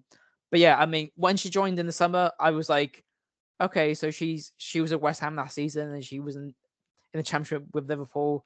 I was like, okay, this is interesting. But yeah, it feels like she's had a breakthrough moment in her career. I think, precisely, or at least the concept that she has, it's been wonderful. And yeah, and of course she is keeping other players out of the starting 11, like Shania Hales, as I mentioned earlier. Sorry. If Bristol City go down, do you think she'll stay, or do you think another club will sign her? I mean, I think she has a long-term contract, but yeah, I think she's too good for the championship. Yeah, if she does go, I hope she is sold for the right money, and the club is, and that amount is reinvested. So just to wrap this up, predicted lineups. You know these players better than any of us, so I'll give you the honours. How do you think Bristol City will line up on the day? I mean, the goalkeeper situation is going to be interesting because, as you mentioned earlier, obviously about Kayla Marquise, so she was on loan with us. And then, but yeah, she joined when Liv Clark went on loan to Watford, and then Liv Clark had to come back because Fran Bentley got injured. And I think we've had these 5 different goalkeepers make WSL appearances this season. Fran Bentley, Liv Clark, Shea Yanez, who we signed from San Diego Wave in January, and Benedict Harland. She was with us for a short term, but she's gone to Southampton now. And Kay Marquis. So the last game, I think Fran Bentley started. It was her first game back from injury, and the game before that was Liv Clark, and I think before that was Shea Yanez or something like that. So I don't have no idea who's going to be in goal. I probably expect maybe Liv Clark because she's Wales number 1, and I think she kept 2 clean sheets for Wales in national breaks. So I would probably expect her. And then in terms of defense or in the back, I'd probably say, again, I'm not really so good with positions. I'm trying to remember who would play. I'd probably say, if they're available, name Lazel and Brooke Aspen. Brooke Aspen is on the stuff. You mentioned earlier about Emma Hayes and stuff. Brooke Aspen is on. She left to join Chelsea in the summer, but came back on loan with us. I find it very funny that Brooke Aspen will never play for Emma Hayes at all. No, she won't. Yeah. That's a good point. That's actually a really good point. Yeah. Is that a good thing though? I mean, there's quite a few Chelsea loanees who I don't know have played for Emma Hayes. Like Emily Allman, who's now at Reading, and she was at Crystal Palace a couple of years ago on loan. But anyway, so I think back to the defense. I think Lazel,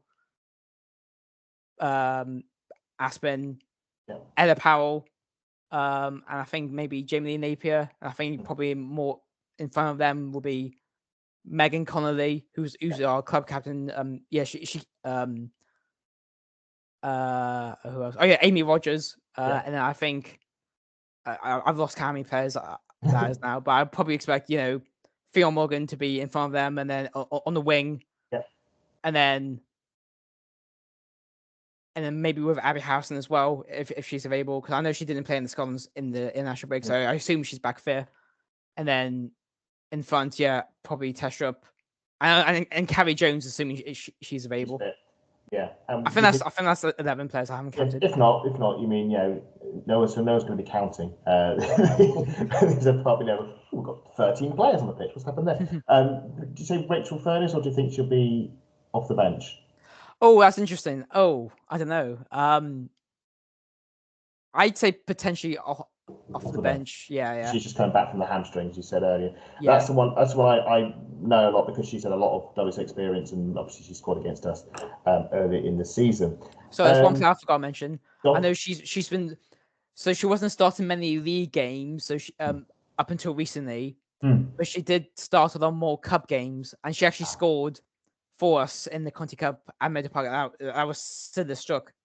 Yes, well, this is you've actually just spoiled my other trivia question because I was sorry. because I was going to talk about the More trivia, really? Well, no, well, it was just I noticed I was going to. Are you going to be fair to the people who haven't been watching No. WSL very long this time? I was going to briefly tap into because we played Bristol twice this season, obviously in the Conti Cup with WSL, and I don't know if anybody knew just who was. I was looking for, and I thought, oh, that's the person who scored, obviously at Meadow Park earlier. So yeah, maybe she will repeat the feat. Someone who obviously did also score in that game was, of course, Stina Blackstenius, and also something with Lotta Wienroither, and I want to say Freedom Janssen-Morner as well. I think also chipped in on the night. I'm sure Matt will correct me if I'm wrong. I think well, she scored first of all. I think, wasn't it? I know there was a goal that got chalked off for offside. Yeah, I think she did. I will could do the double checking now. Lotta chipped in with second, and she brought out the her celebration that she had. The shake, the hug shake, which is fantastic. I mean, one thing I was going to say about. Sorry to interrupt. I think the one thing I noticed from that Conti Cup game. So I wasn't there because I was flying out on holiday the day after. But the game was live on the FA Player. I think it's probably the only time I've ever seen it at a women's football game.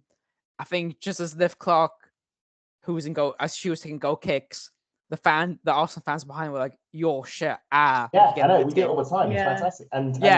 And it's quite a regular thing in the North Bank. But the thing is, I think that is the point where it makes or breaks the keeper during the game. Okay. Because there's a lot of keepers like Kira, especially Kira Keaton. She took it on the chin. I will give her that. Yeah. And like Hannah Hampton as well. They use it to drive. Manu Zinsberger's said it in interviews. It drives her to do better, and you'll find out if it'll make or break your keeper on Sunday. I would say the Liverpool game I was at, I think we put her off for the Viv goal. I think because we harassed a little bit, but she enjoyed it. If you listen to her post-match interviews on a couple of pods, that the keeper enjoyed it, and that's what some players thrive on. Breathmead. Yeah. Some of these some of these goalkeepers as well are learning. So Kiara Keating, for example, actually got the goalkeeping coach to record the Arsenal fans saying all this stuff to her, and just gave her earpods so that when she was walking out to the training ground, she was listening to all this as if to take in that sort of atmosphere. That's what you're kind of expecting. Like the old Arteta and You'll Never Walk Alone playing around the training centre, though that didn't go quite so well. I mean, there's been a whole narrative around this, and certain press people have tried to take act as though it's some kind of crime or something, and that it's just kind of some awful abuse hurling at her. They try and make us out to be aggressive. We're not being aggressive. It's banter. There's a line. The thing is, with the women's football, I think you all would agree with me. There's a line you don't cross, and there is a line where you can get to the point where you can banter. You go over that line, it's not okay. Yeah, I think that's the point I'm trying to raise. Like, again, the your shit chance. Yeah. Which I thought was funny. I mean, I hate the narrative, like, women's football has to be nice and family friendly, but at the same time, I don't want it to be like toxic or there's a very fine line between the two of them, and we want that balance in the middle.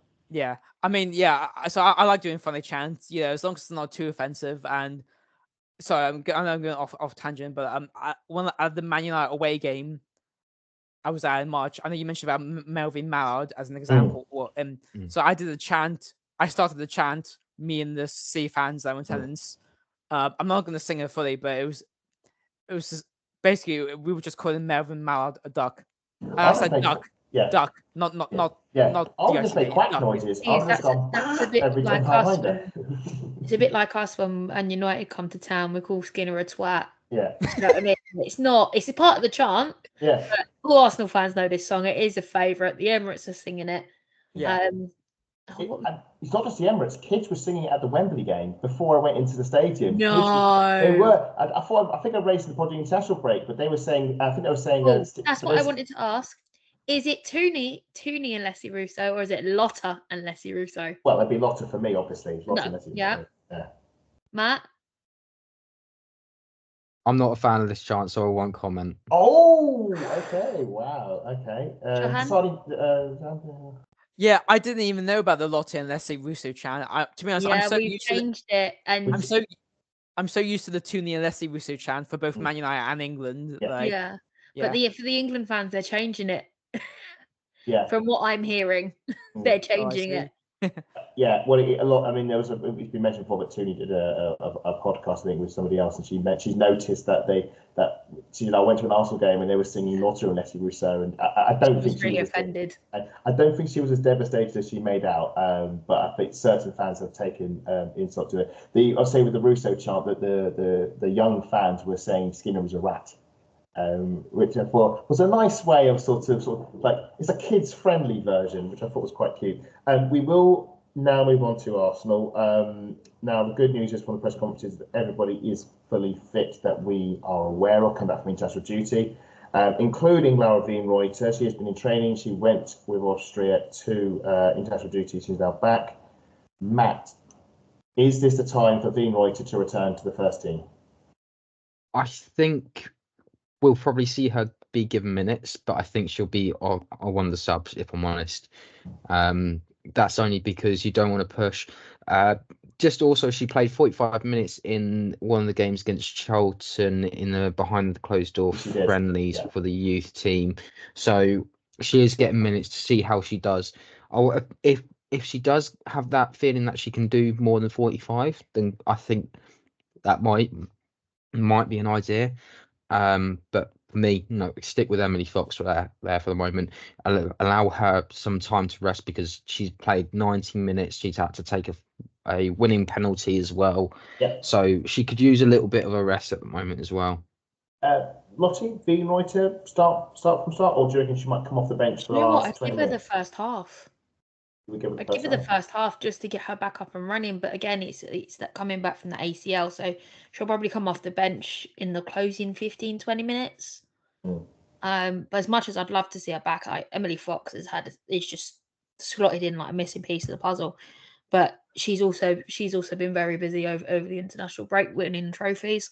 Yeah. So yeah, it's a hard one because now we've actually got two players that equally start and are equally as good as each other.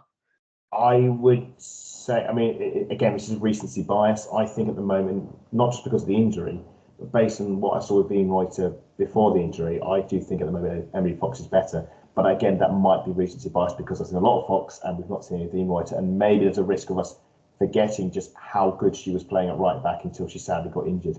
You know, she pushed Norwell Maritz out of the team, and she never got a place back. She's just come out of her shell when that happened. It's really annoying. There's so much. I think there's so much more to her game we are yet to see. Yeah, a bit like Emily. 100%. Staying with the defence, one of the things that Jonas was talking about in the press conference was one of his frustrations was the fact that because of the narrative around Shovegate and the comments that Emma Hayes made afterwards, not enough credit was given to some of the players who he said are outstanding games. Manu Zinsberg being one of them, obviously made a critical save against Lauren James. Lotte Bemoy, I mean, what else is there to say about her? Just player of the season. That is it. Undoubtedly.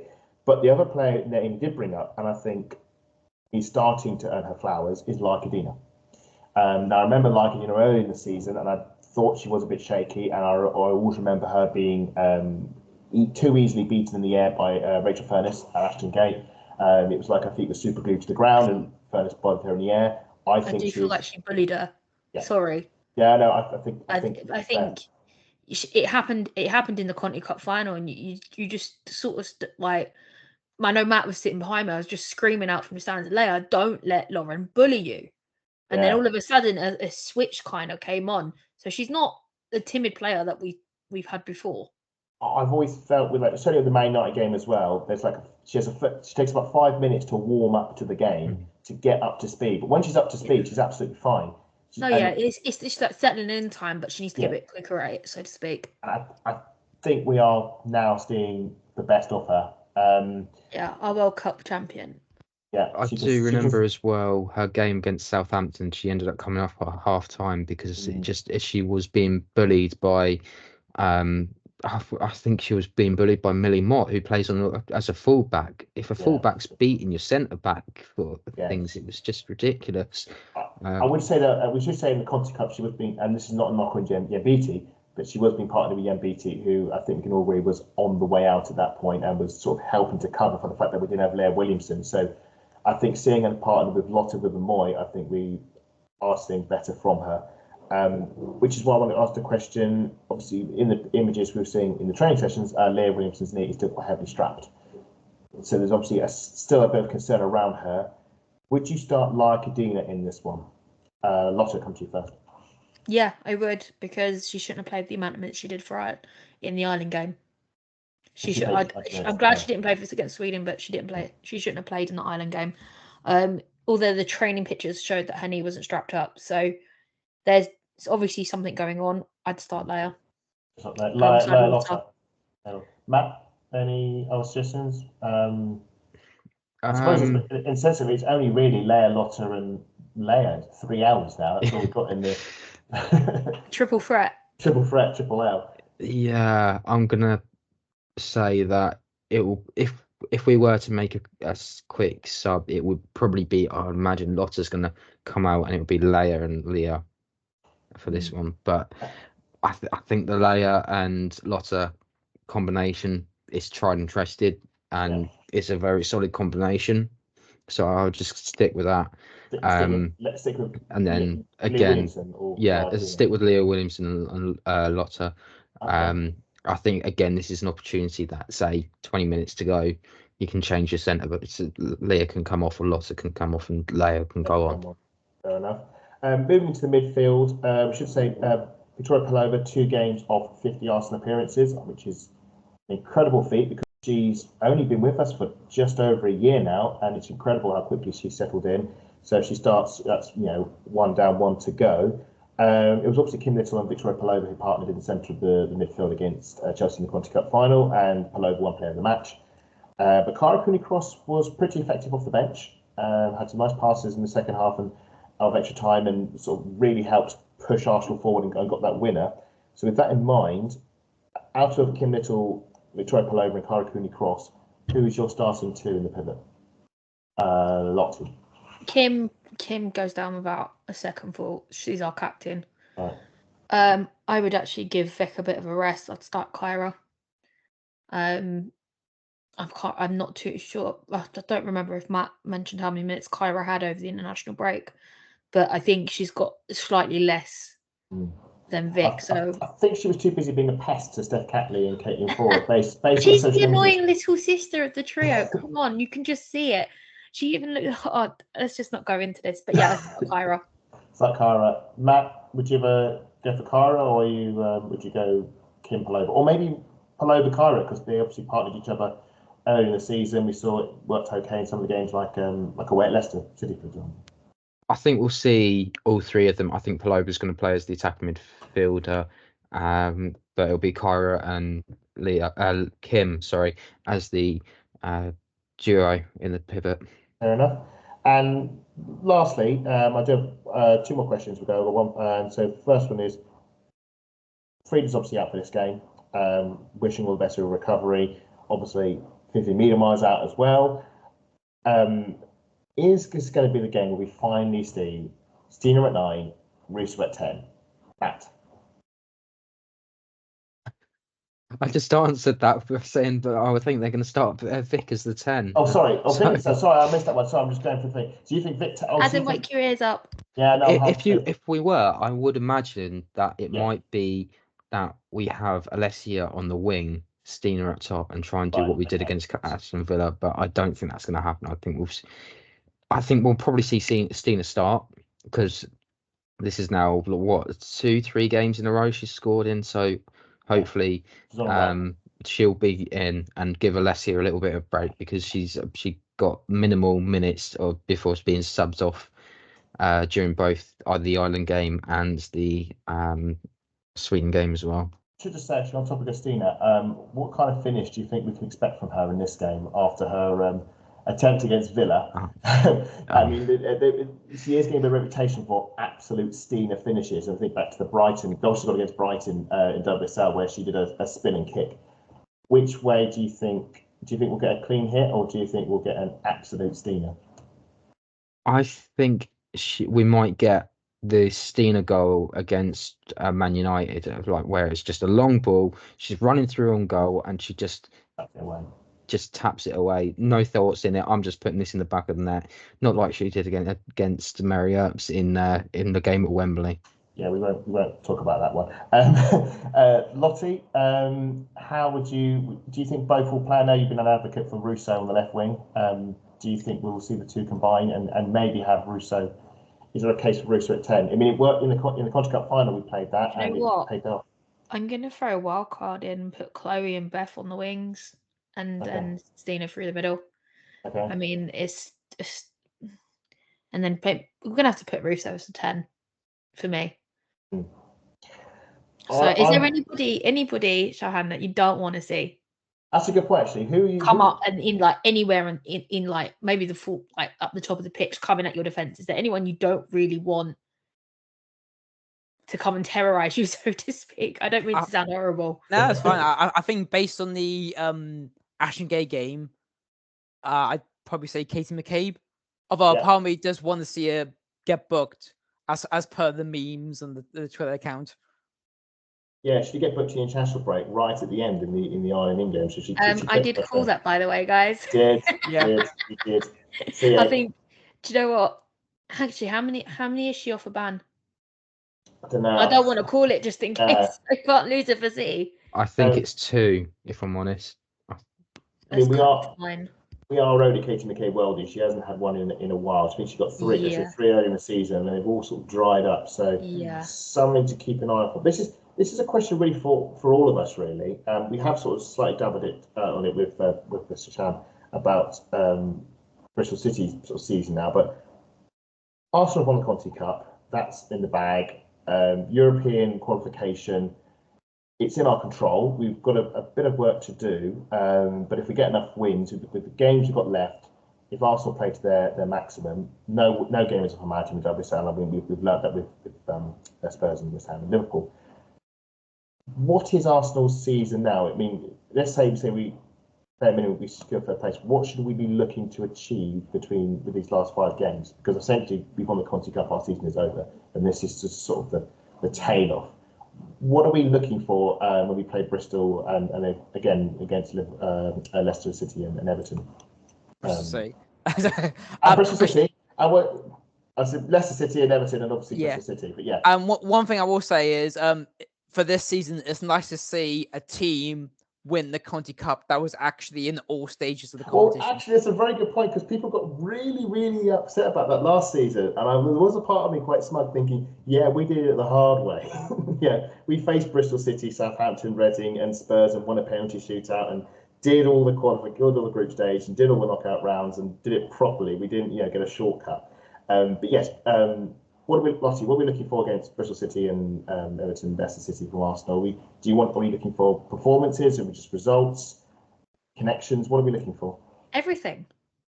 Like the last 5 games of the season is a cup. Every single one of them is a cup final, and we're all hunting for that European qualification for next season to correct what happened at the beginning of this season. I mean, it was a bit embarrassing, let's be honest. Although you look at the factors around it, it's understandable. So, every single point counts at this stage. Matt, is it just about results, or do you want to see some? I'm not suggesting we're going to see an 11-1. In fact, I think it's going to be a very close game. We'll get into the score predictions later. But do you want to see more goals from Arsenal, or is it just about getting the results on the board to secure us third place? I think goal difference will definitely take a toll. So it will be nice to score goals, but we need to make sure that we're not conceding silly ones like we have. Just take that in the Conti Cup final. Had Aaron Cusper not handled the ball, that was 1-0. Different game. It's nobody closes Ramirez down. That's the sort of habits we need to get into again. Is getting back and defending as a unit. Oddly enough, our defensive record's gone sort of really downhill since that first season under Jonas. Yeah.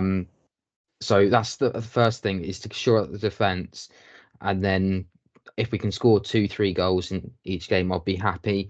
Sylviane mentioned, this is Sylviane Yames, the French journalist, covers a lot of Arsenal women. mentioned that Arsenal only need 8 points to secure European qualification for the Champions League next season. That's essentially 3 wins in your next 5. That's what you're looking for to guarantee yourself. But I think Lottie's right. It's a lot more on the team, just that we've got to make sure we finish with as many points. I think, Adam, you've mentioned earlier in the season that all we need is 10 points to basically total the same tally we had last season. We're close to bettering last season's result and last season's points total. For me, I want to see evidence that we're going to kick on next season. I want to see what performances, and I think the big one will be the Manchester City game, and I want to see if we can win there. That will give me hope going to next season. I'll just quick before we wrap up, I just want to quick tap on this one to you, Shahan. Bristol City, what are you looking for in the last 5 games? Is it just hope going into the Championship? Seeing if we can, leave with just more than just the 1 win. Well, I don't want to sound too masochistic, but a part of me, again, if relegation does happen, I kind of want it to be confirmed sooner rather than later. Okay. Because when we got relegated in 2021, that was literally down to the last day. Because there was other teams in contention for relegation, like West Ham and Birmingham, but they got the results and they needed, and we lost to Brighton on the last day of the season. So I think if we do go down, I'd rather relegation be confirmed sooner rather than later. So at least it would take some pressure off. But I'm just looking at the table now. So obviously, Bristol City and Arsenal both won 17 games. Bristol City won 1, drawn 3, lost 13. And on 6 points, whereas West Ham are above on 7 points above on 13 points, and because of the goal difference is minus 28. So I think it's because of those heavy defeats, like losing 5-0 to Man City, losing 7-3 to Brighton, losing 5-2 to Leicester. I just hope, again, this is one problem Bristol City has had recently is not having consecutive games. So you've had no momentum, have you? You've always very stop-start. So for example, in February, so we played Aston Villa away at the start of February. Then there was a break for the FA Cup, which we got knocked out. And then play Leicester away a week after, and then international break, and then playing Brighton, and then a week away because the FA Cup, and then away in Man United, and then actually I think Spurs was a week later. But this is Bristol City's first game in nearly 3 weeks or something. And after after Sunday, we got Liverpool next week, then Man City the week after, and then Chelsea after that. So we had 4 weeks of consecutive games. So I think the momentum will definitely pick up, and I think players that are not yet match fit, could return like Shania Hales or Satara Murray, and hopefully Kerry Jones, Name Laser, Rachel Furness will all come back. But actually, before we wrap up, there was one thing I was going to ask about the game on Sunday, but I can mention that towards the end. Okay. That's fine. You mention now. We'll just quickly. So obviously, this game got moved to the Sunday. Because both teams were free. Once in the FA Cup. A part of me was wondering if the game was going to be moved to the Emirates, but then I've seen that the men are playing. So we're playing Aston Villa. So we're playing Aston Villa 4:30, and then we immediately go over into the Bristol game. So sorry, I'm sorry, Bristol City. That's fair. So I know there's a lot of Arsenal supporters that support both teams, but I also know supporters that only support or mainly support Arsenal women more than Arsenal men, and vice versa. So is that an issue for yourselves? That's for the supporters that support both teams. Do you want to follow both games? Well, obviously you can. Adam tries to get to men's games, but I'm the one who goes to both. Okay. I will follow both, whereas Matt, he only follows the girls. Okay. I follow both. I mean, in that situation, if I was at home, I'll be watching both on TV. I think there are people who will be trying to get a cab across London to get to both. I can think of somebody who does a lot of reporting for the Arsenal, will be trying to do something similar. It is a bit of frustration. And just make me wonder how this will work in the future if we're at Emirates Stadium full time for WSL matches. What I would say is the clash doesn't seem to affect the attendances, and when we meet up before the game, we even meet up at a pub. They'll have should have the Arsenal men's game on in there, and they'll all be watching that before they go to the game. So there will be, and it's the same vice versa. I've been at men's match days, and the landlord will have the Arsenal women on specific screens, depending if there's other Premier League games on or not. Yeah, that's fine. I mean, I did see the supporters club post me up for like before the women's game, and I was tempted to go, probably say hello to a few people I recognise, but at the same time, I probably want to queue up with the Southampton styles. Get your seat and get your programme. Yeah, get your seat, and get your area sorted.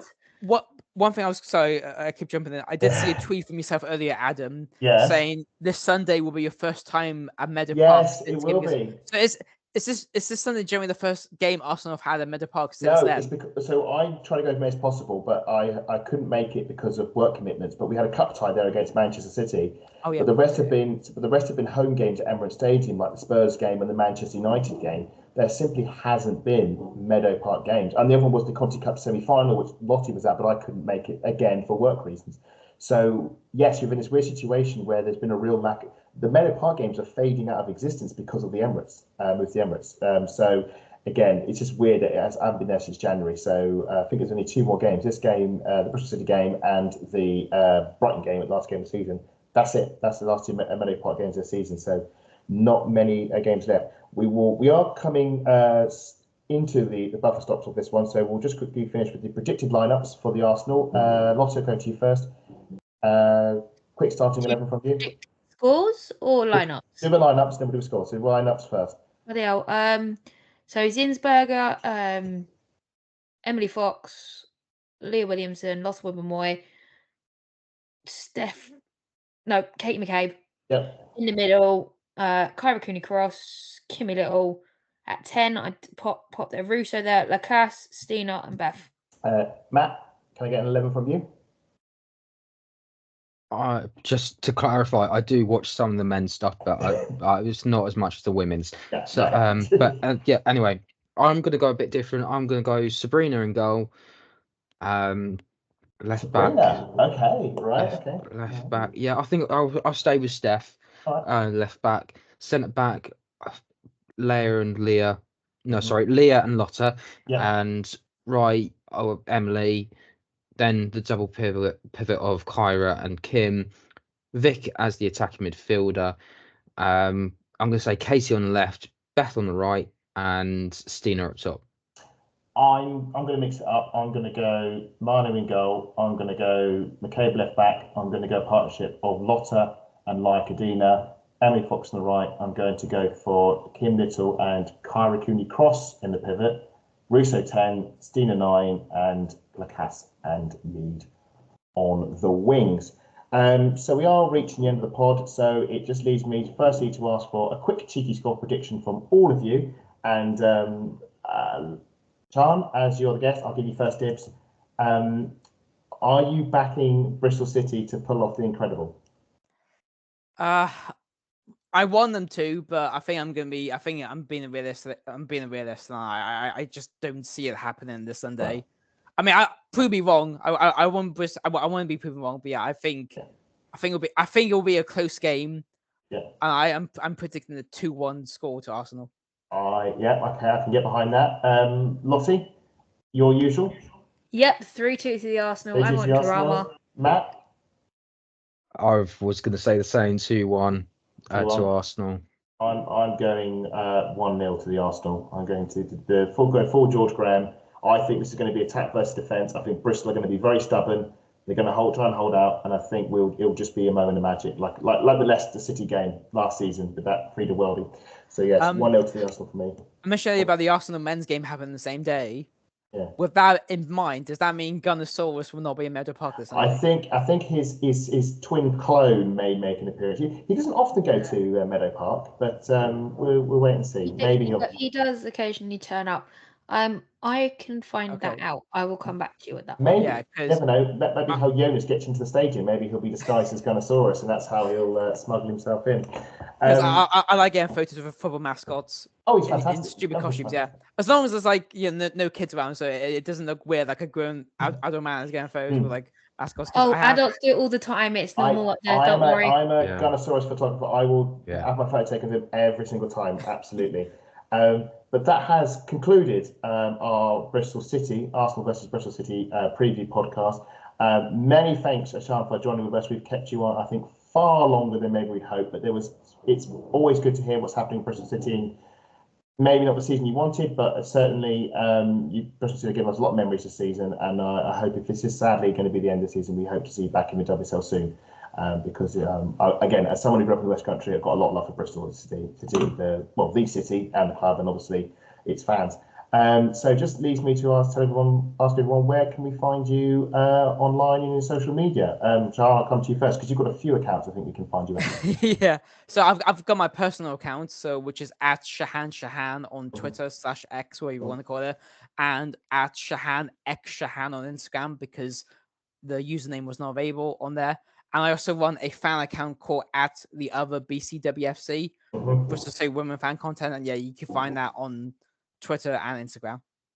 Excellent. Matt, where can we find you? You can find me at MattLR28, or you can also follow the pod account, which is VAW Pods. You can also, don't forget to like, share, subscribe, and as always, we are both on Apple Podcasts and Spotify, and also YouTube if you're watching this.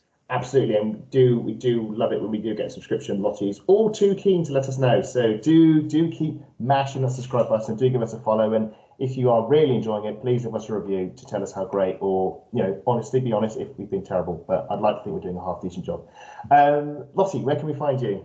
You can find me on Twitter and Instagram at Lottie_AWFC.